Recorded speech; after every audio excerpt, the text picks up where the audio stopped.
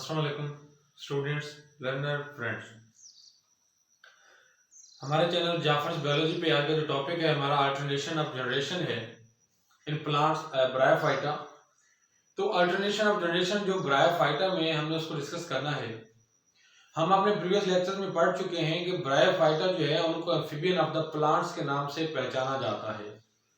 Amphibian of the plants के नाम से पहचाने जाने वाले ये जो प्लांट्स हैं ये नॉन वेस्कुलर प्लांट्स हैं, और जहां पे ये नॉन वेस्कुलर प्लांट्स हैं वहां पे इनको देखा जाए तो इनके पास दो जनरेशन पाई जाती हैं। एक जनरेशन वो है जिसे गैमेटोफाइट के नाम से पहचाना जाता है। किस नाम से पहचाना जाता है? गैमेटोफाइट के नाम से पहचाना जाता है। और दूसरी जनरेशन इसमें वो है जिसे स्पोरोफाइट के नाम से पहचाना जाता है। अब स्पोरोफाइट और गैमेटोफाइट वो जनरेशन है जो कि गैमेट्स प्रोड्यूस करती है। क्या करती है? गैमेट्स प्रोड्यूस करती है। और स्पोरोफाइट वो जनरेशन है जो कि स्पोर्स पैदा करती है। क्या पैदा करती है जनाब? वो स्पोर्स पैदा करती है।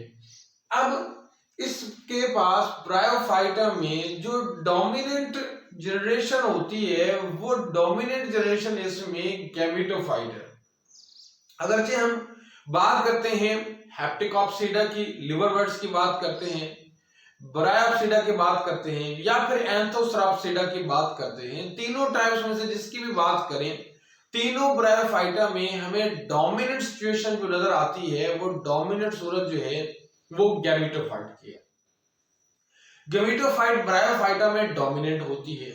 जब वो डोमिनेंट है तो जो पहली दो टाइप्स हैं जो हेप्टिकॉप्सिडा है और ब्रायोप्सिडा है उनमें स्पोरोफाइट वो डिपेंडेंट है गैमेटोफाइट पे, लेकिन एंथोसराप्सिडा में वो इंडिपेंडेंट है। क्यों है? हमने एंथोसराप्सिडा के लेक्चर में बताया है कि वो उसमें क्यों है। क्योंकि उसमें वो अपनी खुद फोटोसिंथेसिस कर सकती है, उसके पास स्टोमेटा है, उसके पास वाटर लॉस को कंट्रोल करने का जरिया है, सो ऑन जो भी है। तो दोनों में जो डोमिनेंट सिचुएशन होती है वो गैमेटोफाइट होती है। अब गैमेटोफाइट जो है वो फुट, सीटा और कैप्सूल रखती है। गैमेटोफाइट क्या है? वो फुट, सीटा और कैप्सूल में डिवाइडेड है। गैमेटोफाइट जो है वो क्या करेगी? गैमेट्स पैदा करेगी। अगर मेल गैमेटो फीमेल गैमेटोफाइट है, यहां पे उसको शो किया गया है, मेल गैमेटोफाइट है यहां पे शो किया गया है। ये क्या करेगी? गैमेट्स पैदा करेगी। और कौन सी गैमेट? वो फीमेल गैमेट पैदा करने वाला जो ऑर्गन है उसे आर्चिगोनियम कहा जाता है। मेल गैमेट पैदा करने वाला ऑर्गन जो है उसे एंथ्रीडियम कहा जाता है।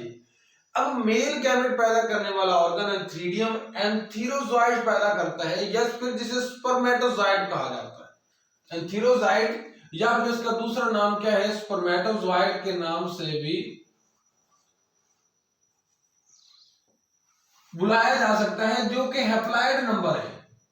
क्यों? क्योंकि गैमेटोफाइट बजाते खुद हैप्लॉइड नंबर है।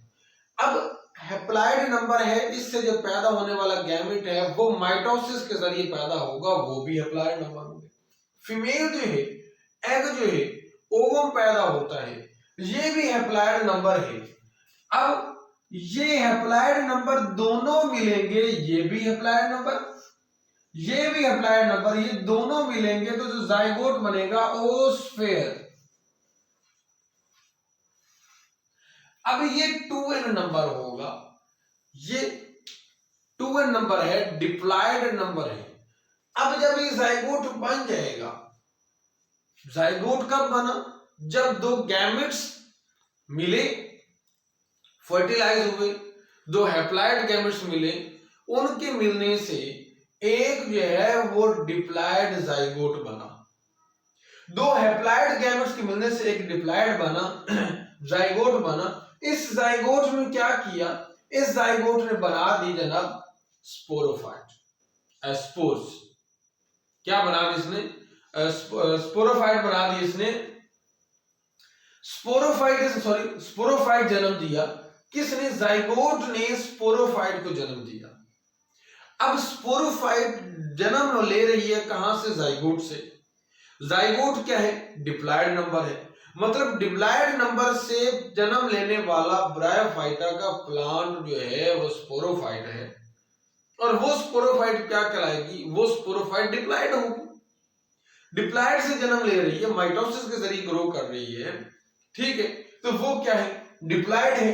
डिप्लॉयड जाइगोट से डिप्लॉयड ही स्पोरोफाइट जन्म लेगी आर्चिगोनियम के अंदर, फीमेल रिप्रोडक्टिव ऑर्गन के अंदर, वहां पे जन्म लेगी कौन? स्पोरोफाइट। अब स्पोरोफाइट डिप्लॉयड है, वो इंडिपेंडेंट है एंथोसेराप्सिडा में, डिपेंडेंट है हेप्टिकॉप्सिडा या ब्रायोप्सिडा, ठीक है। वो स्पोरोफाइट अब मियोसिस करके हैप्लॉयड स्पोर्स पैदा करेगी। क्या करेगी? वो हैप्लॉयड स्पोर्स पैदा करेगी। यहां पे हम देख सकते हैं कि ये मियोसिस हुई, मियोसिस के नतीजे में ये स्पोर्स पैदा हो गए। ये स्पोर्स जो है ये हैप्लॉयड नंबर है। स्पोर्स क्या है? हैप्लॉयड नंबर है। ये स्पोर्स जो है वो हैप्लॉयड नंबर है। अब इन हैप्लॉयड नंबर स्पोर्स ने क्या करना है? इन हैप्लॉयड नंबर स्पोर ने फर्टिलाइज नहीं करना है। ये हैप्लॉयड नंबर स्पोर फर्टिलाइज नहीं करेंगे। ये हैप्लॉयड नंबर स्पोर जो है वो डायरेक्टली जर्मिनेट करेंगे। क्या करेंगे? डायरेक्टली जर्मिनेट करेंगे। और जब ये डायरेक्टली जर्मिनेट करेंगे तो इन स्पोर्स के डायरेक्टली जर्मिनेट करने से स्पोरोफाइट पैदा नहीं होगी। स्पोर्स के डायरेक्टली जर्मिनेट करने से गैमेटोफाइट पैदा होगी, क्योंकि स्पोर्स मियोसिस के नतीजे में पैदा हो गए। मियोसिस के नतीजे में हमेशा नंबर ऑफ क्रोमोसोम आधी रह जाती है। स्पोर्स हैप्लॉयड है। जब स्पोर्स हैप्लॉयड है तो हैप्लॉयड स्पोर ने हैप्लॉयड गैमेटोफाइट को जन्म दिया, और फिर आगे माइटोसिस के जरिए क्या बन गए जनाब? उसके गैमेट्स बन गए। तो यूं करके ये आप यहां पे कंसेक्टिवली देख रहे हैं, एक जनरेशन दूसरी जनरेशन के साथ लिंक्ड है। एक जनरेशन जो है वो दूसरी जनरेशन के साथ लिंक्ड है। गैमेटोफाइट लिंक्ड है स्पोरोफाइट के साथ, स्पोरोफाइट लिंक्ड है गैमेटोफाइट के साथ। मतलब ये कि एक जनरेशन एंड होती है तो अगली का स्टार्ट होता है। गैमेटोफाइट एंड हुई, स्पोरोफाइट का आगाज हुआ। स्पोरोफाइट एंड हुई, गैमेटोफाइट का आगाज हुआ। मतलब ये एक रद्दो बदल होता है दोनों जनरेशन का एक दूसरे के साथ। क्योंकि दोनों जनरेशन का रद्दो बदल होता है, दोनों एक दूसरे के बाद अल्टरनेशन के नजरिए में आती है जनरेशन। यही वजह है कि इसे अल्टरनेशन ऑफ जनरेशन कहा जाता है, कि दो कंसेक्टिव जनरेशंस का एक दूसरे के बाद रद्दो बदल करके आना, उसको हम क्या कहते हैं? अल्टरनेशन ऑफ जनरेशन कहते हैं। और इसकी सबसे बड़ी इंपॉर्टेंस ये है कि इस अल्टरनेशन ऑफ जनरेशन की वजह से ब्रायोफाइटा है या वैस्कुलर प्लांट्स है, इन्होंने लैंड पे सरवाइव करना सीखा, और इसी अल्टरनेशन ऑफ जनरेशन की वजह से इनकी सर्वाइवल जो है वो कायम रही है। ज्यादा से ज्यादा इन्होंने सर्वाइव करना शुरू किया है लैंड पे, इनकी लैंड अडॉप्टेशंस बढ़ी हैं इस अल्टरनेशन ऑफ जनरेशन की वजह से। तो जनाब ये मेरा टॉपिक था अल्टरनेशन ऑफ जनरेशन का। अगर आप लोगों को पसंद आया तो इस वीडियो को लाइक और शेयर करना मत भूलिएगा। अल्लाह हाफ़िज़।